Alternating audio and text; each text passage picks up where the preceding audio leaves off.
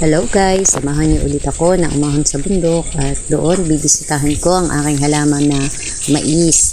At naiisip ko kasi na magtanim na rin ng kamuting kahoy para naman may kasabay yung aking mais na lalaki. So yan nga guys, naglalakad ngayon ako na mag-isa at pagdating ko nga doon, ito kagad, dito kagad ako dumiretso sa aking halamanan ng mais para medyo abugan yung aking mga mais. At ang gaganda niya guys, talaga namang malulusog yung tanim ko na mais at lagi ko silang kinakausap sana ay mamungi sila ng marami at maging maganda ang bunga nila. At yun nga guys, maraming salamat sa inyong pagsuporta ng panonood sa aking araw-araw na ginagawa.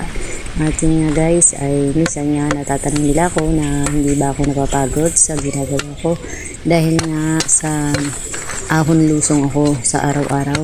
Alam niyo ba guys, kapag gising ko ng umaga, ang iniisip ko kagad yung halaman ko sa taas. At hindi ako mapakali sa isang araw na hindi ko siya mapuntahan. So yun nga, nakakapagod at siyempre nakakapagpahinga naman ako dito. Sariwa naman ang hangin dito at marami naman akong time para magpahinga dito sa bundok. Yun nga lang, medyo mahirap yung pag-ahon talaga sa bundok dahil nga medyo malayo ito sa kabayanan. At ito na nga guys ay medyo mainit na, kaya kumanlong ako sa silong ng puno ng niyog at napakainit ng sikat ng araw. Bagamat umuulan sa tuwing hapon at gabi ay mainit pa rin sa umaga, pero yun ang nagpapaganda ng mais ko Kaya thank you Lord sa pagdidilig sa aking halaman. At ito nga guys, wala nyo kung ano ito. Ito na nga po yung tanim kong kamuting kahoy. Yan, habang nagagawas ako, nagtutusok na rin ako ng kamuting kahoy. Dahil nga iyan, may nakita po kasi akong mga sanga ng kamuting kahoy. At yun nga ang tinutusok ko kagad habang pagkatapos kong gamasin ng mga ilang parte ng lupa. Hindi nga tayo kagandahan dahil nga sa bundok tayo kumikilos, pero guys, alam mo, ang importante lang naman sa atin ay yung maging tahimik ang isip natin, na maging masaya tayo at kontento sa kung anong meron tayo, at inihahain naman ng Panginoon kung ano yung mga pangangailangan natin. Katulad dito, nakakuha nga ako ng 2 buko na akala ko naman ay meron laman, yung pala puaw.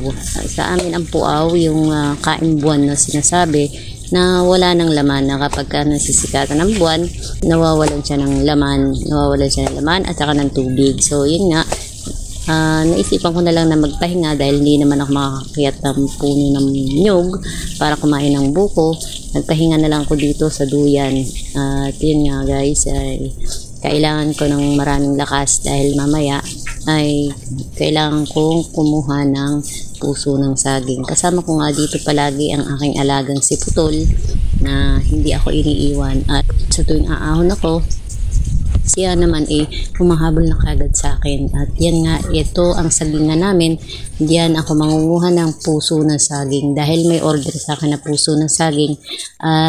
At least pagbaba ko, meron akong konting pera na maiuwi sa mga anak ko dahil sihingi yung mga batang yun. So yun na nga muna ang video ko for today. Maraming salamat sa pagsama sa inyo, at yan na nga, medyo haggard na at pagod na. Thank you so much. Bye!